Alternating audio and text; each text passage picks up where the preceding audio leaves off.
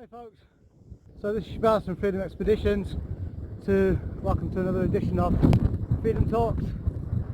We're out today in the Edale Valley and we're walking along the Pennine Way. We've actually just come off Kinder Scout, so we went up to Swineback, up to the falls, back through the Kinder Gate, back through the top of the plateau and then to the Woolpacks and then to Grinslow Knoll, and then off the back of Grinslow Knoll, which is up there, and then we're back onto the Pennine Way. So really nice bimble today. So hopefully you can hear me because the wind's picking up. I'm going to introduce you to a friend of mine her name is Hasina, and I'll let her introduce herself. Hello everybody, my name is Hasina Zaman. I live in London, East London. What else can I say? I love the outdoors. I love the outdoors because I love adventure more than anything else. And more so now, I love the outdoors because we do live in the city and it's an opportunity. You live in London, don't you? Yeah, in London. Yeah. And it's an opportunity to love nature, to be in nature, to appreciate nature, to see what nature throws at us when we're out in our adventures. So one of the things that I want to talk about with you, Hasina, Yeah. is you've been doing outdoor stuff since the 80s? Well, actually, since I was at school. Right, So okay. the school that I went to, the secondary school I went to. Right, I might just have to get up to where you are because the wind is picking up. So there you go, hopefully. Yeah, so the secondary school I went to a school called Sir John Cass, and we had our own outdoor adventure residential place in a place called in Mid Wales. There's a place called McCuntliff, and so from the age of 12 I got used to going to the mountains, doing rock climbing, going living, winter walking, all things outdoors. Yeah, so I remember when I was younger I'd hear about this Bangladeshi girl living in London, going out into the mountains, taking people with her. You took a lot of inner city school kids as well? Yeah, so I used to from Tower take a Hamlets, lot of places like that? Tower Hamlets, so the whole of East London, mainly Right. kids, women, did a lot of rock climbing instruction, places like Yep. here, North Wales, did a whole load of, through my youth when I was in my late teens, early 20s, I worked as a youth worker. Yeah. So yeah, definitely. Okay, fantastic. So just going back to, hopefully you can hear us people.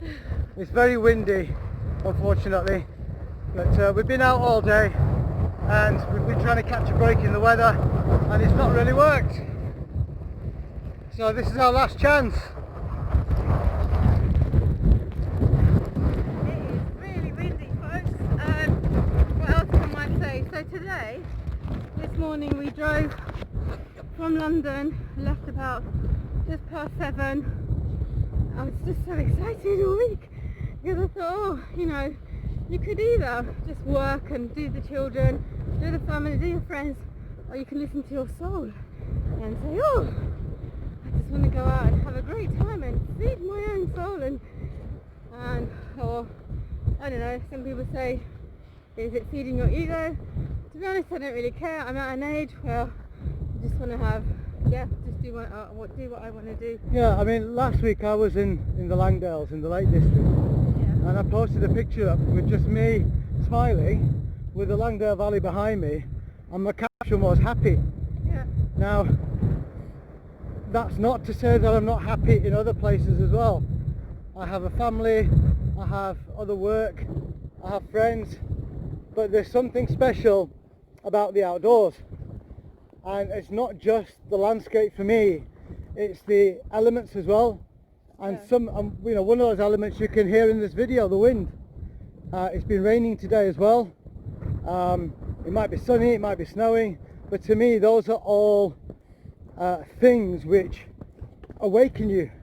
They make your senses come alive. And I often hear people, and it happens to me all the time, that the best day they've had is when they've walked through torrential rain or sleet or heavy winds, and they've got to the end and they feel, wow, this is fantastic. We were up in Scotland a while back, weren't we? Yeah, a couple of, less than a month ago. Yeah, and what would you say your best day was? For sure, doing the north face of Ben Nevis. It was just an epic day. We had 14 hours on the mountain. I think what I loved about it is the first part, that the weather just really blew in, and we couldn't see, like, it was gale force. Yeah, so we walked up through the valley, didn't we? Yeah, up behind the CIC hut, up to Corrylease, and we there got battered by sleet. Yeah. And high winds, weren't we? Yeah, and then we had to reroute, so we wanted to go up the, I can't remember, on the right hand side? No, so we went, so basically looking up the valley, we doubled back, came back down, and then we took a very tortured, laborious route up the side onto the CMD arete. And that took us at least an hour to get up to the top. But once we were at the top, it was all full of fog, but it was amazing. It was amazing, and it was really interesting because I had such a big lesson there, and I don't mean like a lesson in a woo-woo lesson, but a serious lesson, because we got to the top of the ridge after like slogging for an hour, like against wind and rain, and I was just so cold and I was so miserable. So I said to the team, I said, do you know what, I've just had enough, I'm going to turn back. So this is about 3 hours into our walk, and we were nowhere near even, like, you know, bagging the mountain. So and it just shows, you know, having a great team makes such a big difference. And so what happened is that they said, what's wrong? I said, well, my hands are soaked, my gloves were just soaked through, all my innards were cold or wet from the sweating, not from the rain. And they said, right, what have you got? So I said, I got a merino wool base layer. So right, stick that on. So I stuck that on. Then my friend Anne had another layer, put that on. And I think Shabazz gave me you gave me some gloves. Yeah, I gave you my gloves, yeah. And I was like, get back in the game. Yeah. I was thinking, right, I'm going. We're doing this. And then, yeah, I mean, I was like toasty, pretty much. It was a long day because I hadn't really done anything so enduring for a long time. And it was just really exciting because I wanted to go out and do, like, I've not done any navigation, reading a map, on a compass, on a bearing.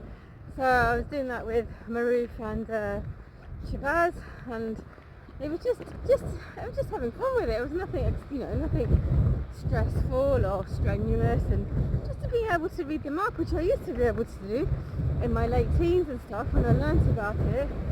And now I just feel like, I just want to learn more. So today we were actually doing some micro navigation and just like being able to read a compass. I know it sounds really basic, and it's just so cool knowing that, you know, this length means this on this time, and there's so much math. Not that I'm a mathematician, but just it's like what I was Shabazz was saying, you know, coming outdoors.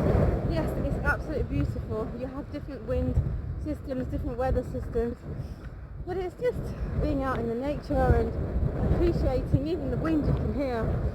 And you know, we're blessed with a healthy body and healthy mind, and it's so important to keep on top of it, really, and to enjoy it, just enjoy life. Because I tell you what, I work in an industry, I work in the funeral industry, I run a funeral service, and at times, you might have to speak up a little bit. Sorry? You might have to speak up. You know, at times life can be really, really stressful and difficult, and just super sad because of the type of work that I see. So, you know, I just want to be able to, like, constantly be my best, give my best. And if that means coming to the outdoors and, like, topping myself up, feeding myself with the outdoors, and that's what it means. Yeah, I was going to ask you about that because you're talking about stress. Yeah. You're talking about the industry that you're working in.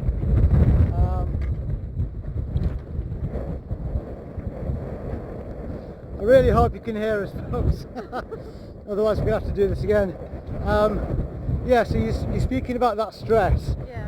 But how how does coming into the outdoors help you deal with that stress? I mean, does it take it away, or does it help you deal with it, for example? I do feel it, yeah, it takes it away. It's like a deletion. It's like, you know how you delete a file. Okay, you might have to say that again because it's really picked up now. I don't think anybody can hear what we're saying. Yeah, so I was saying, being in the outdoors, you just recover from, you know, the difficulties you go through, the stressful times that you have in your life. And I'm also studying, so I had a lot of stress on that, you know, competing things and having to write academically. So I had lots of challenges in this last year. So when I come to the outdoors, for me it's like I'm like gifting myself. I'm like honouring or rewarding myself. No, sorry. You know, I don't have that many vices, and being in the outdoors is what gives me like complete joy. And yeah, I mean, I do like what Shabbat was saying. You have, not that you don't have happy times with your family. Yeah, I'm really grateful. I have a lovely family, lovely husband, lovely. There he is, by the way, folks. All in red. Yeah, he's not turning around. Don't know why. Can't even hear. I think All the right. wind. I think the wind's here. Can't hear. And yeah, but it's like at the same time, I just, you know, if you don't look after yourself and feed your own self, then who else is going to do that? I mean, I don't think anyone will. So, and I feel coming to the outdoors, what it does, it replenishes me. I know it sounds really bizarre because you're out doing lots of physical stuff and you know, you're dealing with the elements, but then what happens is that when you go back, you're like a newly born baby. You're renewed, you've got a new sense of energy, and I have fresh ideas. So when I came back from being in Scotland a couple of weeks ago, I just felt really, like at first I thought, oh, I just want to go back to Scotland and I just want to be in the outdoors, but that's not what my life is. I thought, okay, I'm back in the game. What do I need to do? What do I have to do? And I just get on with it. I just become very, you know, inspired, action orientated, rather than just doing things day in, day out. I actually think about, well, what is it I need to do? What is it that I have to do? Yeah, I tell you what it does for me. You'll often have days in your life, days in your week, where are moments where you want to be generous. And you're generous towards other people, whether that's a gift you give them or a helping hand or something that you know will help them and you're not expecting anything back.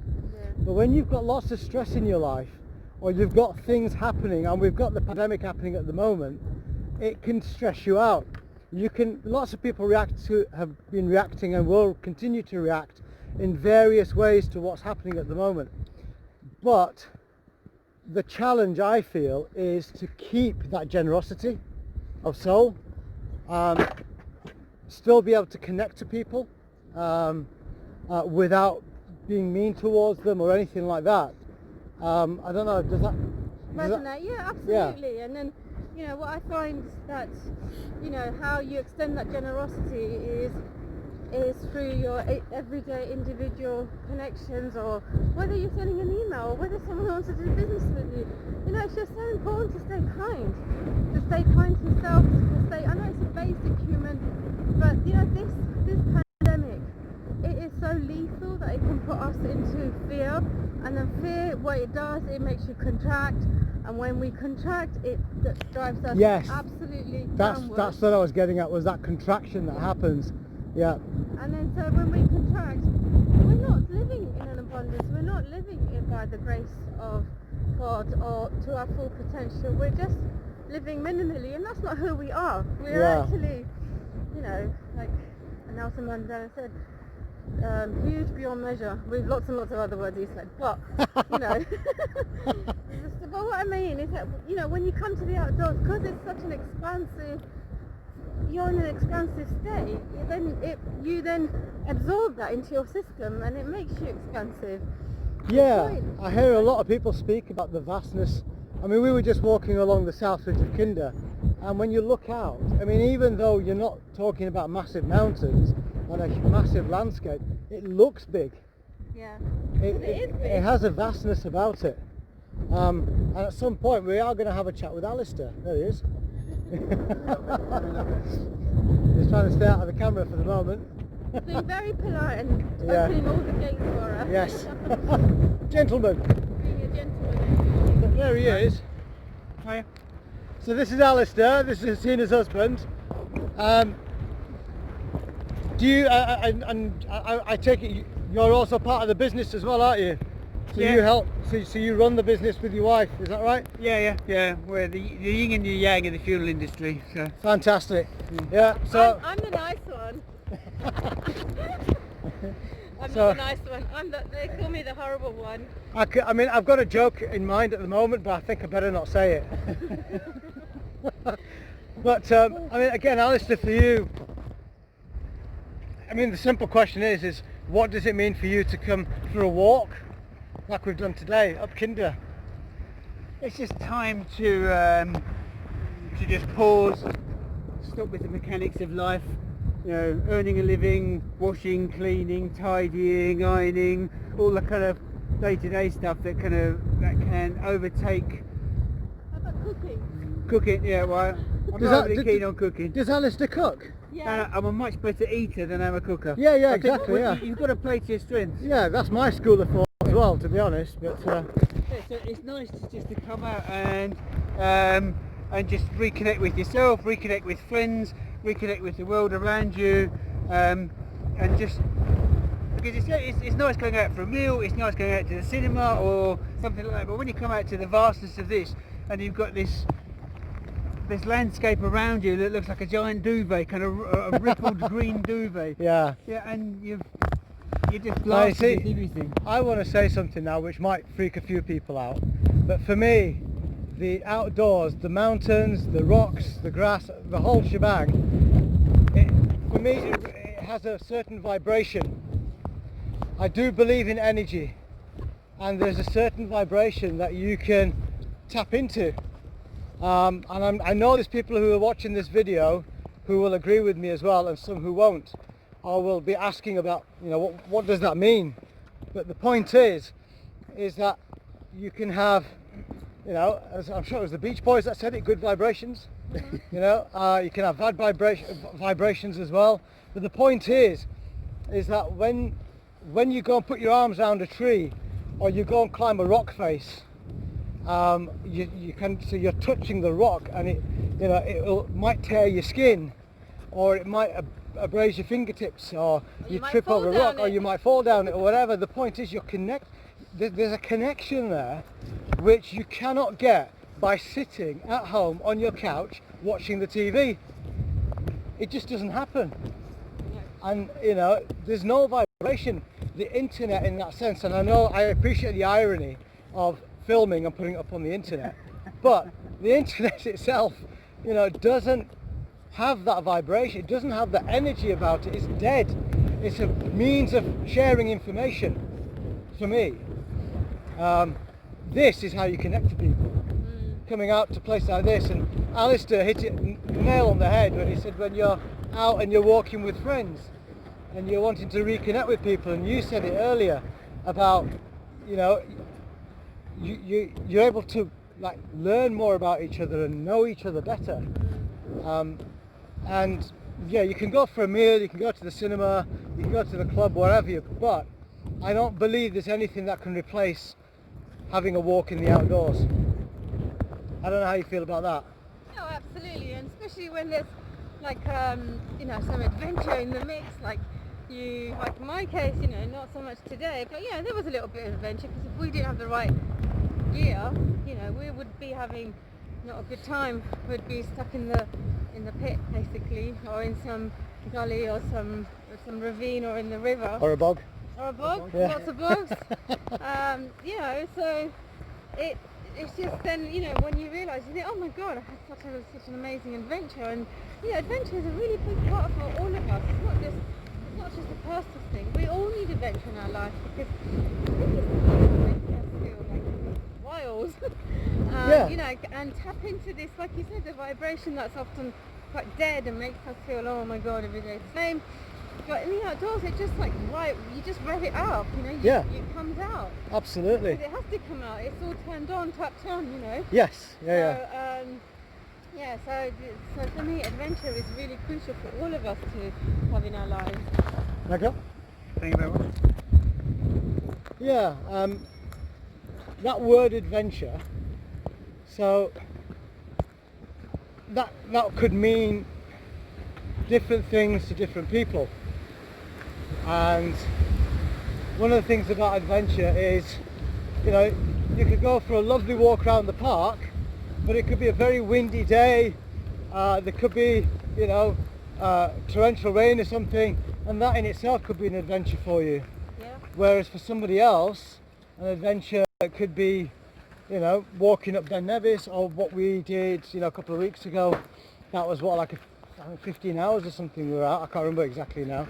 Yeah. But we got hit by every type of weather there, right from sun all the way through to sleet at the top of Currylease, and it was fantastic. I mean, you know, that term, you know, everybody's heard that term. It blows the cobwebs away. You know, it literally does. It blows the cobwebs away. And I think that's the energy that we're talking about. You kind of tap into it and you get better at... Yeah, maybe, I mean, for me, yeah, it's like what it's also about is that really reconnecting with, like, you know, the 12-year-old in me that I used to spend a lot of time, whenever I had the opportunity to go to the outdoor centre from school, Yes. I would go. Any trips that I was going, I would go. And then when I left school, you know, it was quite big for me in the outdoors, and then I suppose I got married and had kids, it sort of all fell away. But then I would find myself going. Yeah. Like I would find, I had relatives in Nottingham at the time, so I would leave my kids who are like in their mid-20s now, I'd leave them with my sister-in-law and come out here actually, the other side of the peaks, and meet somebody at the bottom of the edge, or I would be able to, you know, push the buggy and get some roots in and quickly, like, you know, put my my climbing shoes on and just quickly run up a couple of routes, because I had like 3 hours to, you know, be back to the child or to the children. So I found small ways, and then I started, even when I was teaching as a lecturer in a college, so I had the opportunity to teach outdoor adventure, so I taught that A level, and I got, you know, young people to have a look at the outdoor industry and working with that. I mean, it was just some chance for other people to have a But can I ask you, you know, when you first started doing all this, yeah. There couldn't have been, I'm assuming now, there couldn't have been many people of brown or black skin working or enjoying it in the outdoors. For sure, no, there wasn't, and Yeah. it's funny, like you guys say that now, but when I was like doing when I was doing the adventure, if I like to call it, I never saw it like that. I just thought, Yeah. right, I'm getting up that crag. Yes, Oh, right, yeah. I'm getting up that mountain. Right, I'm gonna, you know, hit that thing. I never saw it like, oh, I'm the only one, and I never felt like that, because the people that I was constantly around was all about, you know, It was all about the actual activity all itself. about the outdoors and having a Yes, great time. yeah. And maybe they did say something, or no, maybe they thought something, but they never ever said, oh, you know, Well, you are see, you allowed out to do this, and like. I have a similar sort of situation now, because I've been working now in the past 4 or 5 years, Yeah. and you know, I've never come across anybody who said to me you shouldn't be working or anything like that. It's all been about the activity. It's not, we don't really have that many discussions around, oh, there's, you know, not many people from Pakistani or black communities getting involved in the outdoor industry. There is one centre that I do work with who are very keen and very good at getting people from minority communities into the outdoors, but for the majority of instructors that I work with, we're just instructors, and we have a real laugh, but at no point have I ever felt that I need to hide my Islam Yeah. or hide who I am. And even with the clients that I work with, I've never actually hidden anything.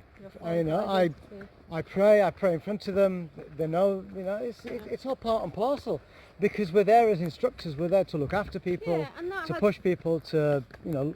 You know, and there's a whole a qualification process that, you know, you go through within the industry, and long as you're qualified, really, that's what matters. Is that, Yes. are you going to be able to look after this person Yeah. safely and securely, you know, as possible, given the risk Yeah. that's involved. So that's, you know, when you hit that agenda and it's like a big tick box, then yeah, I mean it's not an issue. I mean, I have to say, I remember actually when I was in my first year at university, during my summer holidays I worked out in for a particular council, I won't say who it is, and I took some kids out, mainly boys, for white working class boys, and they called me certain names, and I got that, and I just said, you know, that's really hurtful what you're saying to me.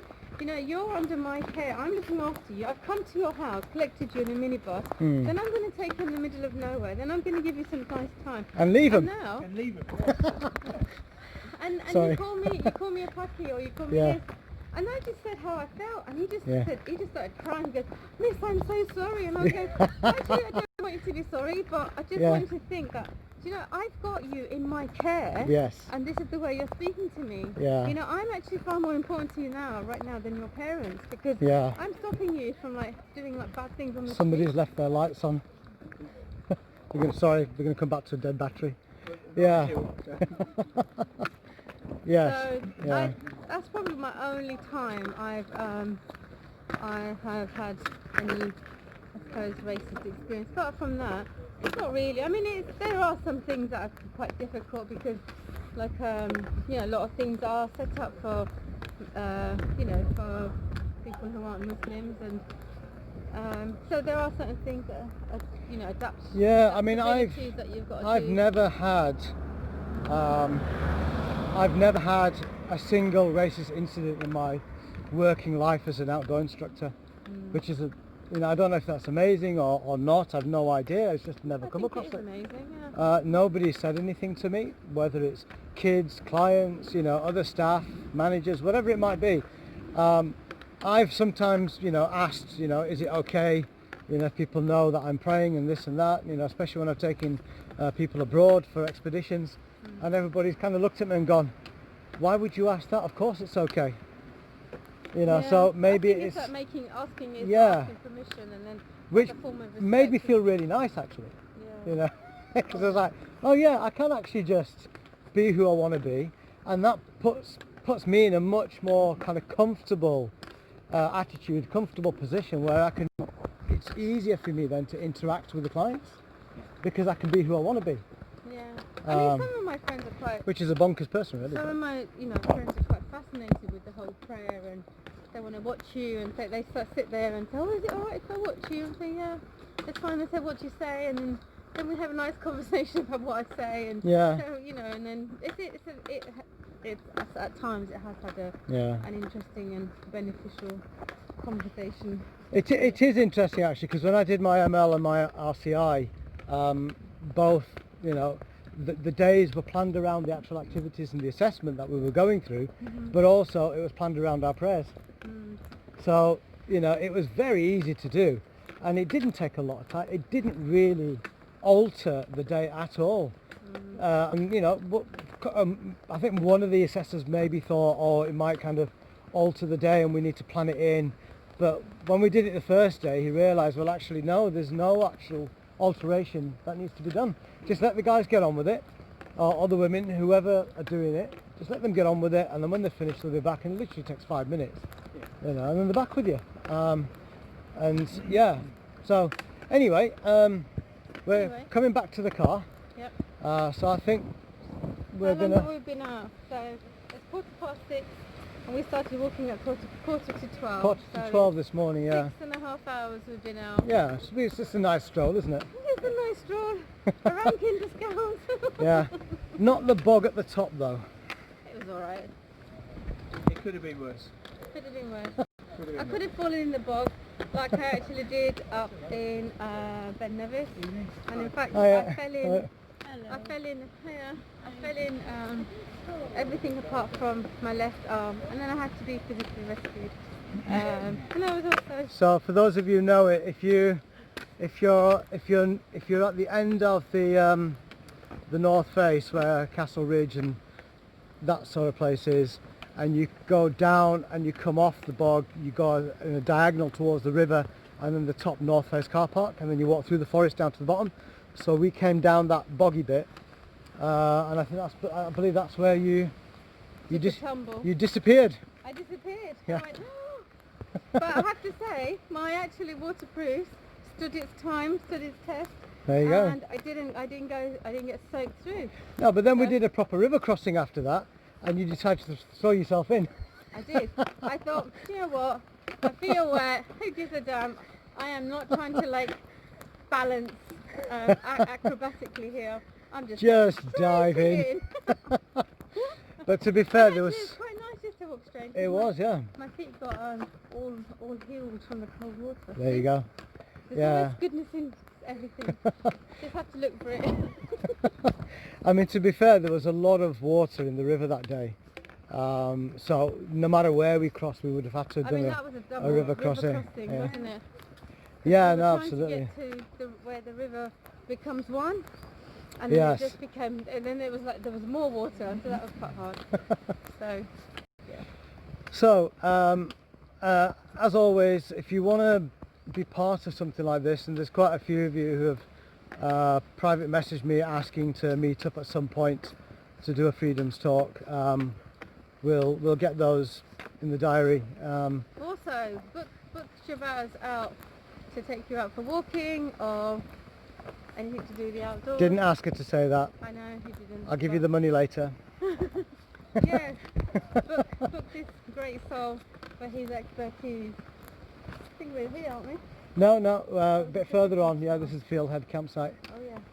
Um, There's loads of midges around here. There's loads yeah, no, of midges. serious guys. If you want to go out and have fun, book a day or a weekend with Shabazz or Freedom Adventures.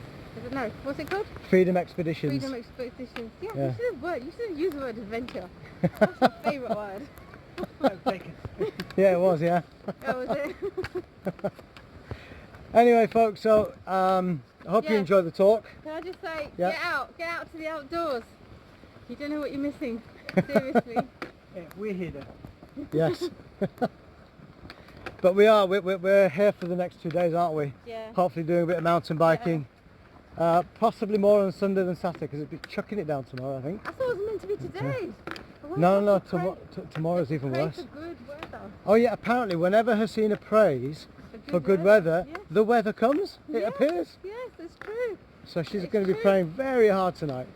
You don't have to do that hard. Oh, okay. Just have to pray, that's it. Alright, see you later folks, bye. Okay, bye. Au revoir.